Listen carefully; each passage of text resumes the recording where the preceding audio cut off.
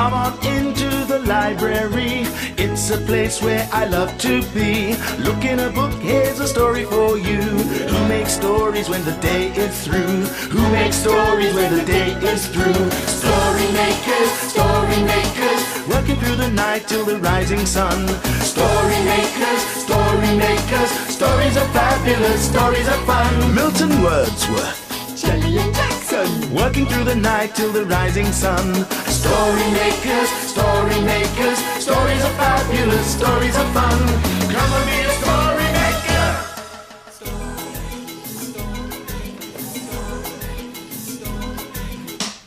Story makers.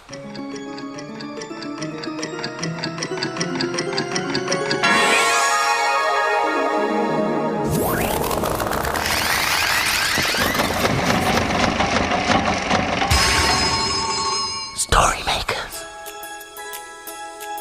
It's midnight. Hello. has everybody gone?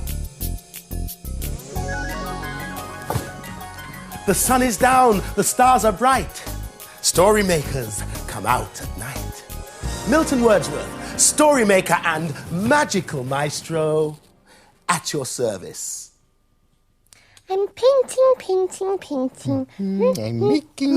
I'm making. What a mess. What are you two doing? I'm making something. I'm painting something.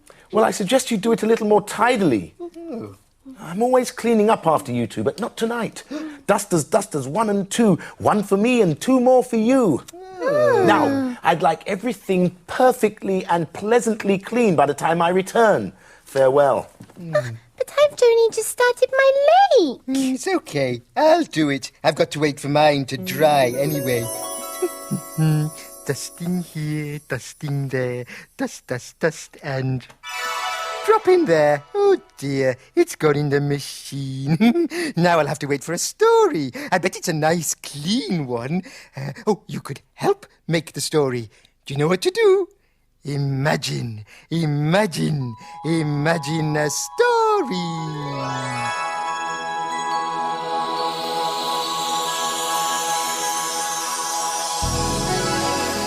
Oh, fantastic! A playbook. And it's called Messy Ben. Ooh, that doesn't sound clean or tidy at all.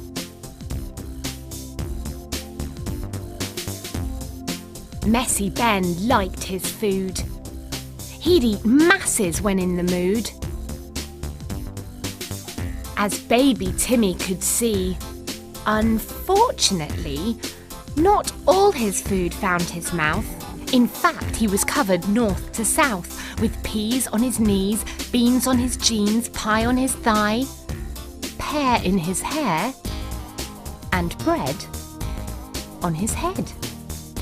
Messy Ben. Out in the garden, Ben played away. If he had his way, he'd play there all day. Unfortunately, when Ben went indoors, Mum had to cover all the floors. He'd have dirt on his shirt, sand on his hand, soot on his foot, and a mud pat on his hat. Oh, Messy Ben. In the kitchen baking a delicious cake. Ben and Mum would do the cooking. Unfortunately, when Mum wasn't looking, Ben would find something else to make. A buttered door, a chocolate floor, a jammy chair, a sugary stare, a flowery bed, an eggy Ted. Messy Ben. Mum was tired of all Ben's mess. He'd even got food upon her dress. Ben, she said, please stay clean. To make things dirty is really mean. Who's the one who has to tidy from first light Monday to last light Friday? You are, said Ben, but I'll tell you what. I'll clean and scrub every spot. There'll be no more dirt, no more mess. I'll start by cleaning your lovely dress. Ben got to work in a rush. He found a dustpan and a brush. Ben was skillful, Ben was able. He cleaned the floor and wiped the table. He used the hoover. He used the broom. He tidied up in every room until, to Mum's huge surprise, she really couldn't believe her eyes. The house was spotlessly clean again. And the cleanest thing of all was Ben. Oh, fly, my pretty one. Whee! Oh, needs a few adjustments. I thought you were tidying. Oh, I was, Milton, I was. But it's very hard work tidying, so I thought I would take a little break and fly my kite. Yes, it's a superb creation, Jackson. So good, in fact, that I think it would be perfect for making a story. Oh, that's a great idea. I'd really get to see it fly then. Come along, then. No time like the present.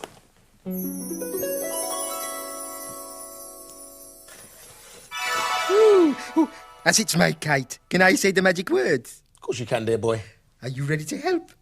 Imagine, imagine, imagine a story.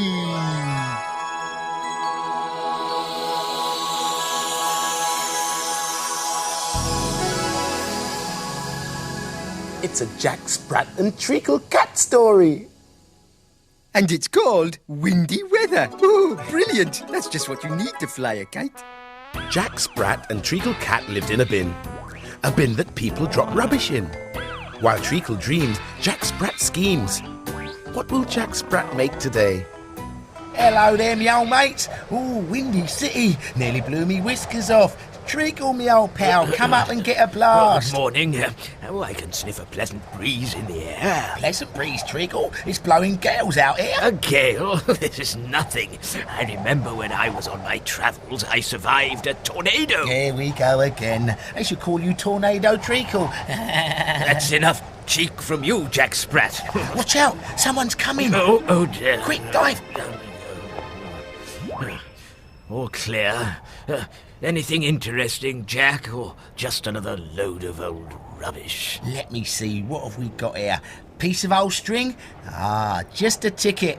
Get it? Just a ticket. Oh, Jack, it's just an old train ticket. What are you on about?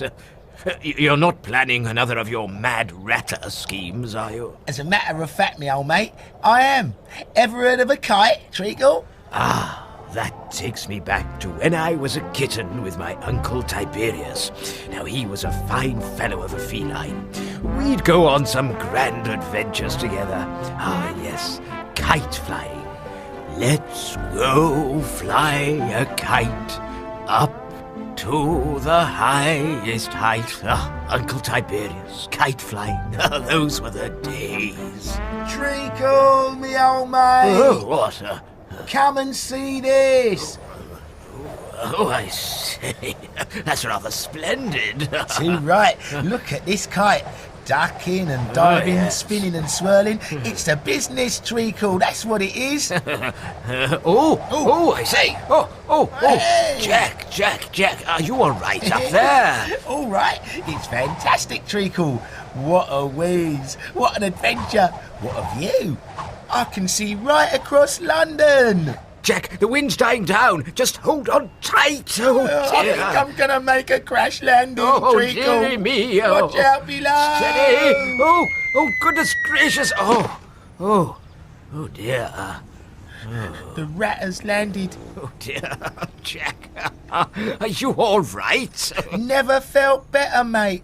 Hey, Treacle, I reckon I could make a fortune selling these kites down the market. Oh, do you really think so, Jack? Oh, dear.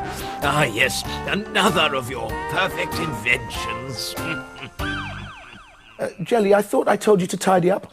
Yes, but I wanted to finish my painting first. Look, it's of a garden with trees and a lake and... Oh.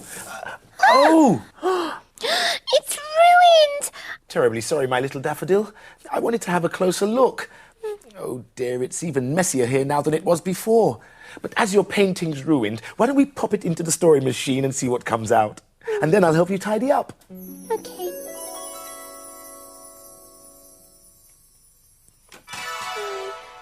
Bye-bye, picture. Sorry about the blue blob. Now help us with some imagination.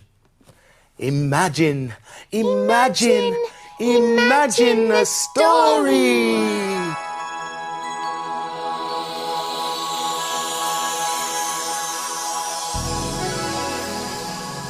It's a blue cow story. Blue Cow and the Blobs. In a field not far away is a herd of cows grazing quietly. One of the cows is most unusual. Blue Cow wonders about the big world beyond her field. One day, Blue Cow was thinking how neat and tidy her field was. I wonder if everything is as neat and tidy as my field. She's off again, said the other cows. So Blue Cow caught the bus that stops beside her field. I'd like a return ticket to a messy place, please. There you go, madam. Hold very tight. And they set off for a messy place.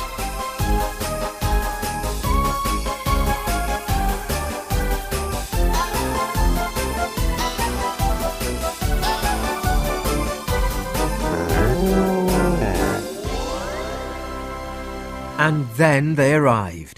When Blue Cow got off the bus, she could hardly believe her eyes. There in front of her was the dirtiest, grubbiest, muckiest, messiest place she'd ever seen. There were icky bits here, manky bits there, oozers and sploozers everywhere. Blue Cow hardly knew where to put her feet.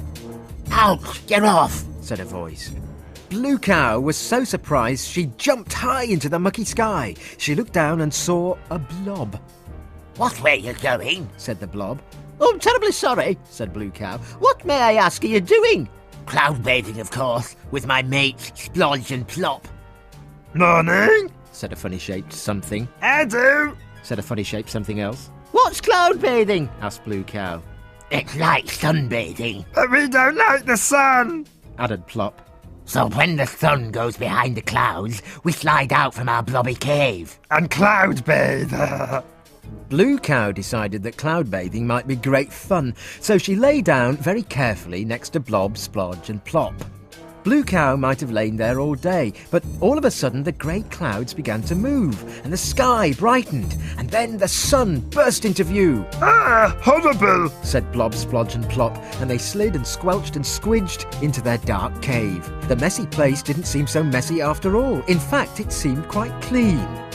Are you coming in? asked Blob from the cave. I think I'll stay outside, replied Blue Cow. What a strange animal, Splodge said. Very strange, agreed Plop.